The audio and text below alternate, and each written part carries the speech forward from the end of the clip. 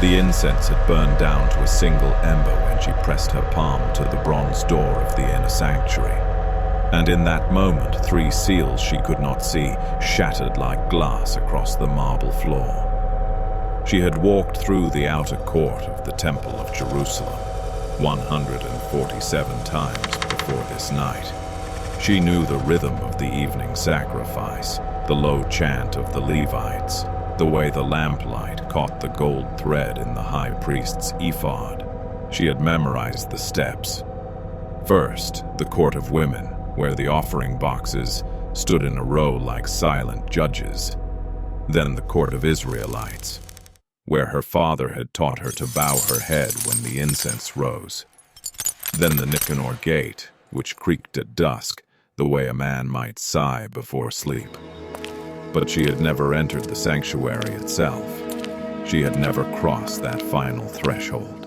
The inner room, the one with the veil, the one where the Ark of the Covenant had once rested, had always belonged to the priests alone, and she was not a priest. Here is what the scrolls do not tell you about her. Her name was Abigail. She was the daughter of a priest who had died in the year of the great drought, and she had been pledged to the temple service since the age of 12. Her vows were written on parchment sealed with the signet of the ruling council. She had sworn to remain pure, to serve the altar, to carry water and oil and wine for the sacrifices, until her hair turned white. Those vows were 3 years old, and they had been spoken before the congregation, before the elders, before the throne of heaven itself. But the vows were null. She did not know. She had no way of knowing that a covenant can die before the person who made it has finished breathing the promise. Now watch what happens. The elders had gathered 3 nights earlier in a room lit by a single oil lamp, and they had passed a judgment she would not hear until it was too late. The Nag Hammadi Library, discovered in 1945 near the Egyptian town of Nag Hammadi, contains a fragment of the Gospel of Judas that describes how a covenant can be voided from the heavenly side without the earthly party ever being informed. The text says, "The seal of the sacrifice is broken when the intercessor falls." And the intercessor for her vows, the elder who had witnessed her consecration, had fallen. He had been found kneeling before a woman, not his wife, and the council had stripped him of his office, his name erased from the temple rolls, his authority dissolved. When an elder falls, every covenant he witnessed falls with him. The vows she had sworn, the promises she had made, the purity she had guarded for 3 years. It all dissolved the moment the council voted. But no one told her. You know what it feels like to stand before a door you have every right to enter, only to learn later that the key you hold is a counterfeit. That is what she carried that night. A seal that looked real, a promise that looked whole, a covenant that looked unbroken. But the heavenly ledger had been altered, and she was walking toward the altar as a woman without covering, a woman whose vows were dust, a woman who did not know she was already exposed. The Gospel of Philip, another text from the Nag Hammadi collection, warns that a soul who enters the presence of the divine with a broken seal does not receive blessing. The soul receives judgment. The text uses a specific word: consumption. The energy of the sanctuary consumes what is not consecrated, the way fire consumes chaff that has been swept into the oven.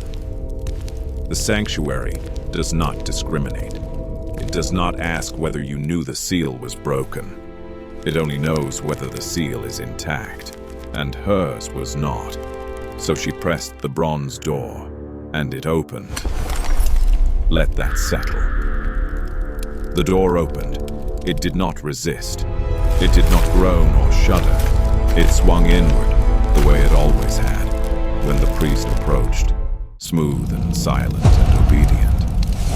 But the priest was not the priest. The priest was a woman whose vows had been voided in a room she had never seen. by men she had never met, 3 days before the evening she chose to enter, and the sanctuary received her as if she belonged. Have you ever wondered why heaven goes silent when the soul enters a space it has not been invited to occupy? Not the loud silence of judgment, not the thunderous quiet of an angel drawing a sword. A different silence, a silence like a held breath. The kind of quiet that happens when every creature in a room stops moving at the same moment. That is what Abigail felt as she stepped across the threshold. The air changed. The air changed in her lungs. It had weight now, the way water has weight when you're drowning. She had no training for this. No priest had taught her what to do if the sanctuary called her name. Because the sanctuary should not have called her name. And that silence, that held breath of heaven, is the moment everything changed for Abigail. It is the kind of moment that makes you want to understand what you would have done in her place. If you want to keep uncovering stories like this, where every step carries the weight of eternity, subscribe so you do not miss what comes next. And in the comments, tell me, would you have stepped through that door, or would the silence have stopped you? And then she heard the voice. The voice did not come from the veil. It did not come from the altar. It came from behind her, from the door she had left open, and it was a voice she had known her entire life. The voice of the elder who had witnessed her vows, the elder who had fallen, the elder whose name had been erased from the temple rolls. But he was not standing in the doorway. He was lying on the ground at the bottom of the steps, his robes torn, his face turned toward the sky, and he was saying her name over and over like a prayer that had forgotten its ending. She ran to him. She knelt beside him. She saw that his hands were covered in ashes and his mouth was dry as dust. He tried to speak, but his throat made a sound like parchment crumpling. And then he said something that stopped the world. He said, "Abigail, the demon you are carrying does not know you yet, but I do. Here's what changes everything." The elder had not fallen because of a woman. He had fallen because of a contract, a demonic contract. A soul debt he had incurred 40 years earlier when he was a young priest, and a woman came to him in the night offering her body in exchange for a blessing. He refused the body, but he accepted the blessing. He accepted her prayer. And that prayer, the text from the book of Enoch describes with terrible precision, was not a prayer to the God of Israel. It was a prayer to a principality, to a watcher, to one of the 200 angels who had descended on Mount Hermon in the days of Jared and had taught humanity the secrets of sorcery. When he accepted that prayer, he accepted a seed. That seed had grown inside him for 4 decades, silent and patienter, until it flowered into his destruction 3 days before Abigail entered the sanctuary. The demon that had claimed him had also claimed her consecration. Because when an elder falls, the covenant he witnessed is not simply voided. The covenant is harvested. The angelic watchers collect it. The heavenly ledger shows a transfer. The soul debt passes from the witness to the one who swore the oath, unless the oath breaker re-enters the sanctuary before the first new moon. And Abigail had entered the sanctuary on the 27th day, 3 days before the new moon. She had walked into the fire exactly when the fire was hottest. You would not have known it by looking at her. She looked like a woman kneeling over a dying baby in the moonlight, her hands covered in ash, her hair loose and dark against her shoulders. She looked like a woman who had made a mistake, but had not yet discovered the cost. But the veil inside the sanctuary was stirring. The veil that separated the holy place from the most holy place had begun to move. Not from wind, not from breath, but from something pressing against it from the other side. Something that wanted to come through. Now you must understand the veil. The veil of the second temple was woven from 72 strands of thread, dyed with the blood of a crimson worm, and it was heavy enough that 300 priests were required to lift it during the cleansing ceremonies. Josephus, the first-century historian, records that the veil was 4 inches thick.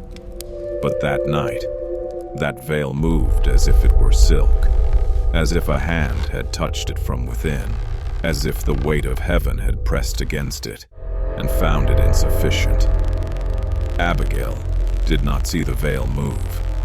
She was still kneeling over the elder, still trying to understand the words he had spoken. But the guard at the gate saw it. The guard who had been stationed at the eastern gate since dusk saw a ripple pass through the veil, a wave of light that traveled from the top of the curtain to the bottom, and he dropped his spear. He did not drop his spear because he was afraid. He dropped his spear because his body remembered what his mind had forgotten. His body remembered that the veil had been lifted by angels when the Babylonians took the temple. His body remembered that the veil had been torn when the prophet Joel spoke of locusts and locust fire and locust God. His body remembered that a moving veil was a sign of judgment, not blessing. You have felt that kind of memory. The memory that lives in your bones, not your brain. The moment when you walk into a room and something shifts, something changes, something tells you to leave before you know why. That is the body remembering what the mind has not yet processed. That is the ancient brain speaking the language of survival. And that night, every guard in the temple complex felt it. They felt it in the cold that ran down their spines, in the hairs that rose on their arms, in the sudden stillness of the animals in the livestock court. The lambs that had been bleating all evening fell silent. The doves in their cages stopped cooing. The incense that had been burning steadily began to smoke, not in a column, but in a cloud that hung low over the altar, like a question mark. The elder on the ground began to weep.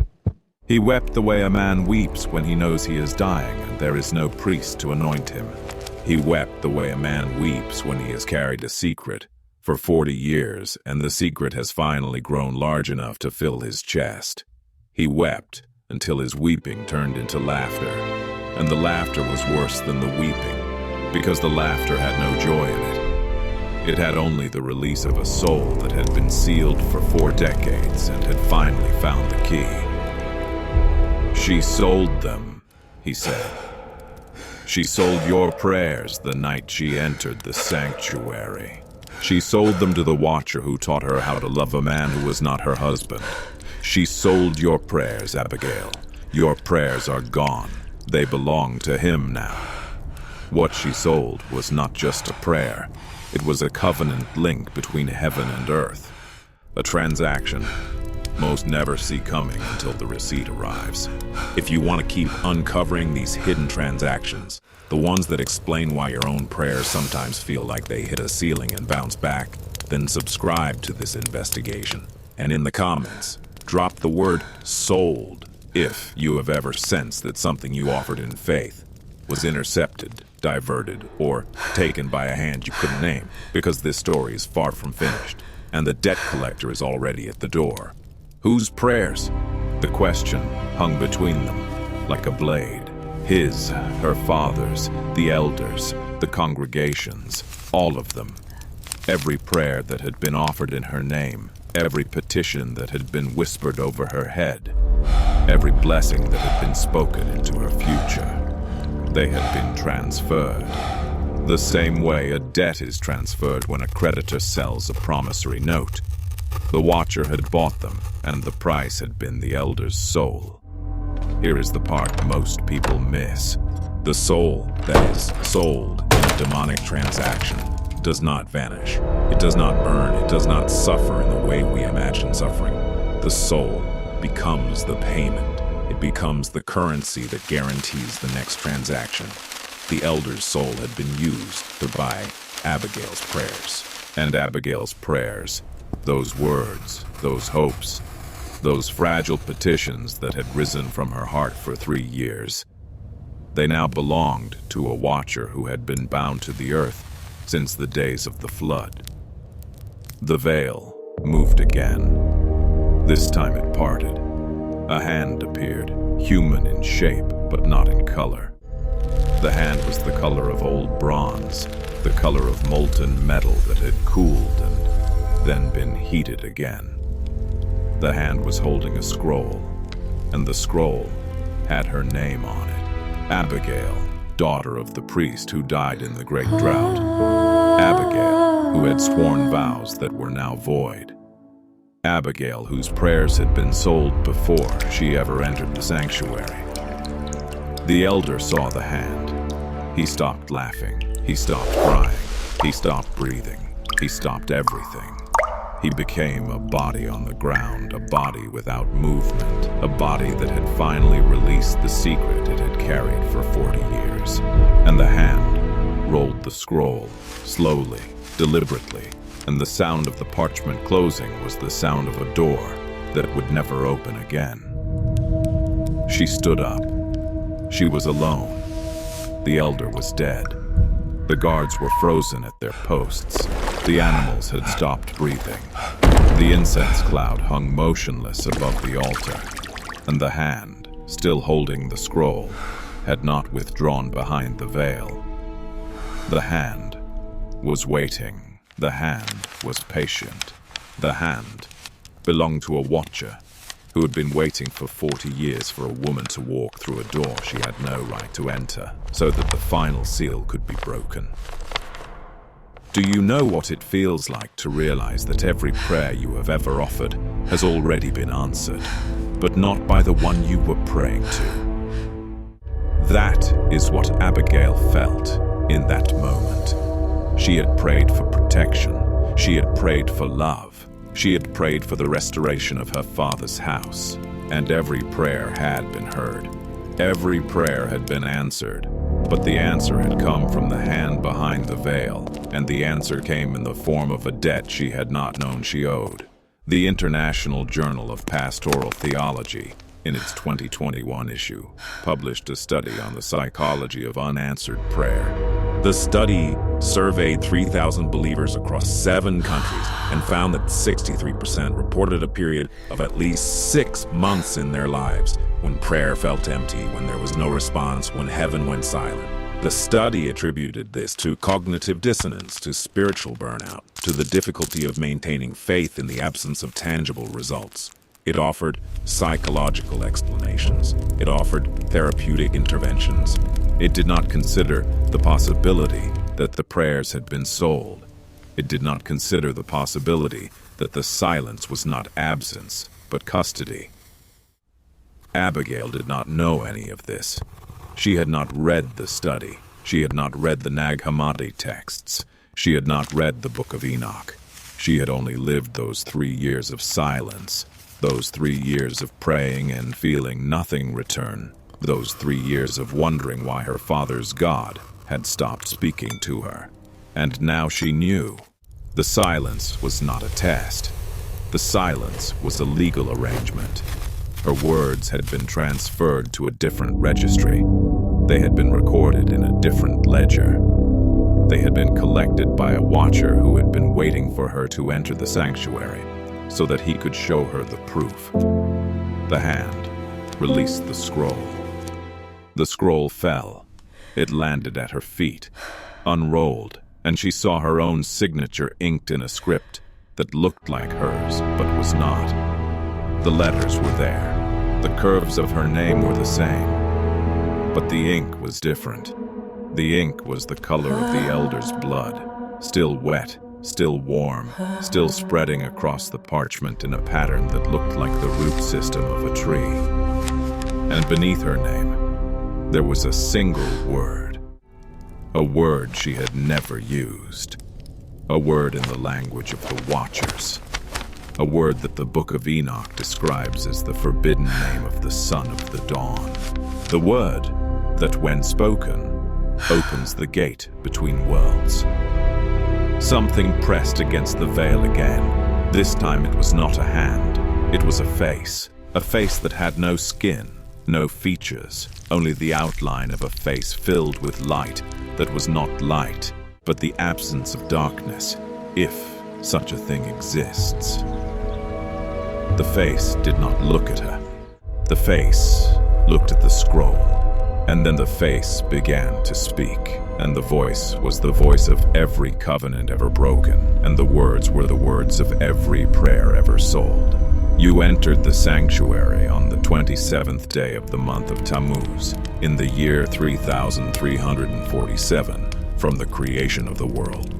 Your vows were nullified 3 days earlier, when the witness fell. You are not consecrated. You are not covered. You are not protected. You are standing in the most holy place without a seal, and the seal was the only thing that kept us from answering.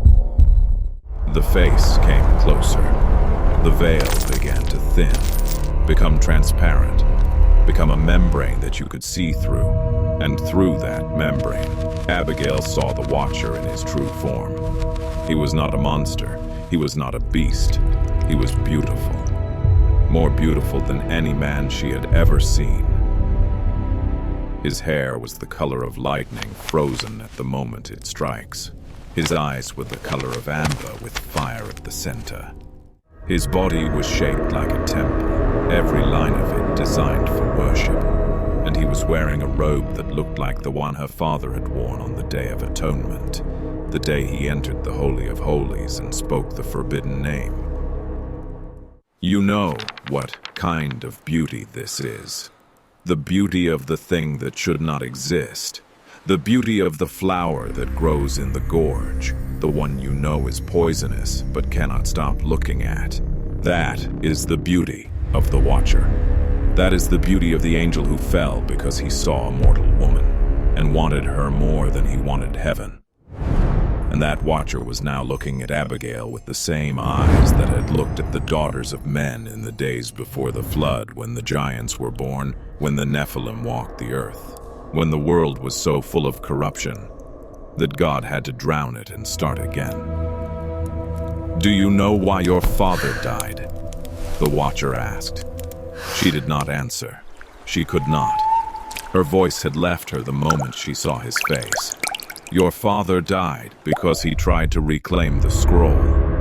He died because he knew that your prayers had been sold, and he believed he could buy them back. He died because he entered a covenant with me. Not with God, with me. He gave me his death in exchange for your life. And I accepted. I accepted because I have been waiting for you since the day you were born. The Watcher stepped through the veil. The veil did not tear. It did not part. He passed through it the way light passes through water, the way sound passes through flesh, the way a promise passes through time and arrives at the moment it was always meant to fulfill. He stood before her, and she could smell him. He smelled of cedar and hyacinth and the air after a lightning strike. He smelled of the mountain where the Watchers had landed, the mountain that had been cursed and then blessed and then cursed again, the mountain that was now a beach of white stones in the memory of the dead. Your prayers are in this scroll, he said. All of them.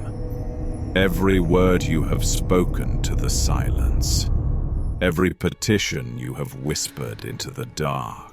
Every hope you have carried in your chest like a cold that refused to go out.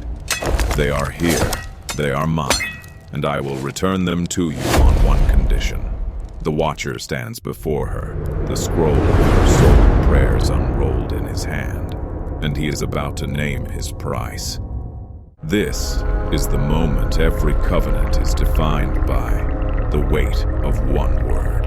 If you want to witness what that condition is, and whether her soul can endure what follows, subscribe so you do not drift away before the seal is broken. And in the comments, tell me one word that would make you face him the way she is facing him now.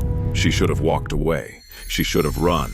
She should have called on the name of the God of Israel, the God of Abraham, Isaac, and Jacob, the God who had drowned the watchers in the flood and bound them in chains of darkness until the judgment of the great day.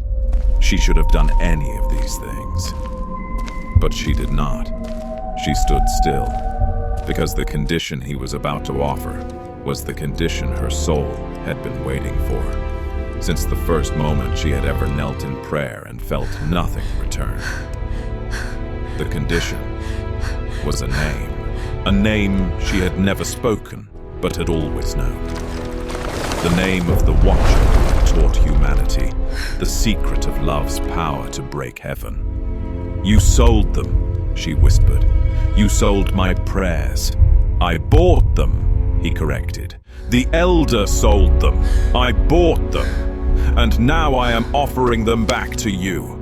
Not for your soul, not for your body, for your agreement. One agreement, one seal. One covenant between you and me that will restore every word you have ever spoken to its intended destination." He extended his hand. In his hand was not a scroll. In his hand was a ring of silver and obsidian, a ring that had been forged in the fire of the mountain where the Watchers had first descended. A ring that carried the seal of the 200, who had broken the boundary between heaven and earth. "Put this on your finger," he said, "and your prayers will fly to the throne of the Most High. Keep them as they are, and they will remain in my keeping for all eternity. The choice is yours, but choose quickly. The new moon rises in 3 days, and when it rises, the door to the sanctuary closes. If you have not worn the ring by then, the scroll will be sealed forever, and you will never pray again." She looked at the ring. She looked at the Watcher. She looked at the Elder's body on the ground, his face still frozen in the rictus of a confession that had cost him everything. And then she did what every soul in that kind of desperation has ever done. She reached out her hand, but before she touched the ring, a voice spoke from the altar. A voice that had not been heard in the temple since the day the Ark of the Covenant had been carried into battle against the Philistines. A voice that was not a voice, but the memory of a voice, the echo of a voice, the imprint of a voice on the air itself. And the voice said one word that made the Watcher stop, one word that turned the air to glass, one word that broke the scroll into pieces. The word was her father's name. She turned, and behind the veil where the Watcher had been standing, there was now a figure she had not seen in 7 years. A figure in white, with a face that glowed like the moon, and hands that carried the scars of an offering that had not been accepted. Her father, the priest who had died in the great drought, the priest who had tried to reclaim the scroll, the priest who had entered a covenant with the Watcher and had given his death in exchange for her life. "Do not touch the ring," her father said. "The ring is not a seal. The ring is a leash. If you put it on, you do not reclaim your prayers. You become his for eternity." The Watcher laughed. The laugh was the sound of a mountain cracking, the sound of a covenant breaking, the sound of a promise that had been made, and then unmade, and then made again in a different form. No. "He lies," the Watcher said. "He lies because he failed. He tried to buy back your prayers, and he could not. He died without completing the transaction. He died in debt. He died owing me the very life you are standing in. And now that life belongs to me, unless you put on the ring and complete the transfer." No, it is divine judgment. She looked from her father to the Watcher, from the ring to the scroll, from the body of the Elder on the ground to the face of the Watcher who had waited 40 years for this night. For too long. And she saw that both of them were telling Then the pray truth. no longer, old man. Her father was telling the truth. about the leash. The Watcher was telling the truth about the debt. Both statements were true, and both were incomplete. The full truth was that she was standing in the sanctuary with a broken seal, a dead witness, a demonic contract, and a choice that would determine not only her prayers, but every prayer that had ever been offered in her bloodline for 7 generations. The Watcher held out the ring. Her father held out his hand. And the veil, which had parted for the Watcher, now closed again, sealing the sanctuary, sealing the witnesses, sealing the moment into a container that time itself could not escape. She had 3 days. 3 days until the new moon. 3 days until the door closed. 3 days to decide whether the ring was a leash or a key, whether the Watcher was a collector or a liberator, whether her father was a ghost or a guide, and whether her prayers were worth the price of an eternity she had never imagined spending. 3 days, a lifetime, a breath, a seal waiting to be broken.